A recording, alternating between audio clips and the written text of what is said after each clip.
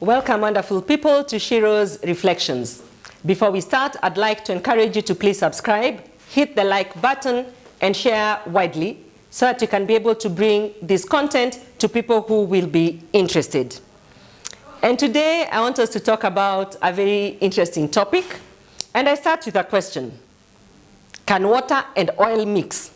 I was just pulling your leg. But sincerely, can women and men be friends? As in platonic friends? And I'll answer the question even before we begin the session, or before we begin this episode, and I'll tell you, it depends. When I have been doing research for this particular episode, I've been talking to both men and women, and I've been asking them, can men and women be friends? And as I say, it depends. And I think almost to a T, all the women I spoke to said, of course, men and women can be friends, and it is just a platonic relationship. And let me not say all, but 95% of the men who I spoke to said, And that made me really baffled, because here are the same women who are friends with these men, and these are the same men who are saying, 95% of them are saying, if I am going to be spending my money, my energy, my attention, and my time on a woman, then I am going to come for my pound of flesh. Well, figuratively, not literally. And I wondered, really, is this really the situation? And then I came across this YouTube channel where there were men and women. It was a sort of a discussion forum. And the women were on one side and the men were on the other side, and there was a moderator. And this was actually the topic that they were discussing. Can women and men be friends? And I tell you, it was fiery, because the moderator really had to keep telling them, calm down, until they decided to do an experiment. Because of course the women were saying, but of course, and they were saying, assuming I was on that particular workshop, then the women will say, I have several friends, and in fact, my best friend is actually a man. And the men were saying, there is no way. He gives you his energy, his attention, his time, a little bit more than he gives to other human beings, then it means that he's actually interested in something. Now, don't get me wrong. Men are courteous, men are kind, and men will treat you with respect and decorum. And they'll carry themselves around really in a gentlemanly way. And that doesn't mean that they have any ill intentions. No, we are talking about that man who actually goes a little step further, who actually listens to your problems. You know that one? Who actually bails you out when you are in a fix. He's there for you. And as the women were saying, oh, I have a friend who is a man. Oh, he listens to me. Oh, he encourages me.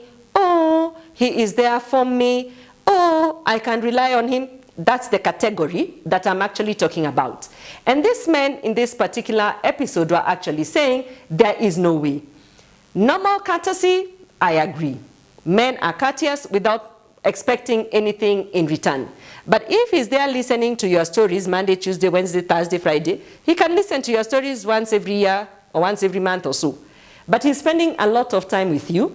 He is expending his energy by trying to find out where you are. Are you okay? Are you having a good time? Then no, that man is interested. He may be hiding his interest behind the cloak of friendship, but believe you me, one day the chickens are going to come home to roost. So back to the episode, and you can imagine how fiery it gets. And so the men are like, if you don't believe us, pick up a phone, call your best friend and tell him that I've been thinking we can take things to the next level. And so the moderator is a little bit hesitant, because these people are not there and consent matters and etc. But eventually, he's like, okay, fine, let's make the phone calls. And so the first girl calls. Let's say her friend is called, give me a name. a common man's name. Let's say he's called Peter. And so she calls Peter and says, "Hi, Peter, how are you? How is your day? How are you doing?" And everything. And then she says, "Oh, you know, we have known each other for a long time, and you've been so good to me. I've also been good to you. And I'm thinking, since you understand me, since I understand you, we have a fantastic time together. I'm just wondering if you could take things to the next level, if you can go a little bit further in this relationship." Of course, you know what that means. And I'm telling you, Sheroes, according to that episode, I am not an expert, but according to that episode, all the girls who called, their so-called best friends, they all said, yes, we can take this a step further. And I remember a movie that I watched where this girl was always, well, a typical Shero, really. You know, you're always in love with the one who's not in love with you, and the one you're in love with is in love with another person. But then she had this friend of hers who was always there for her. Through heartbreak, heartbreak, heartbreak, he was always there for her. And it so happened that this particular heroine in the movie actually broke up with her significant other. It's in America. The significant other went to Europe. And so this significant the person she was interested in was actually getting married, you know, was actually getting married. And it was, of course, devastating to the girl, and she was really heartbroken. But then she got advice again from another Shero: please, you have to follow your man, you have to let him know how you feel, and etc. And so she's on a flight. But with who? Her best friend, who is a man.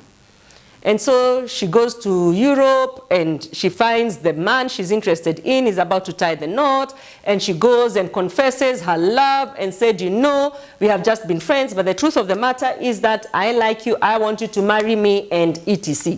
Well, I didn't know what well, it's a movie, really, but in real life now you wonder, do you expect him to dump his bride-to-be for you? Anyway, I digress. That's not what this episode is all about. And so, of course, the man says, oh, very nice, very good for my ego, but I've already made a commitment to this woman. I'm marrying her for a reason. She is my choice. You are not. And of course, she's so heartbroken.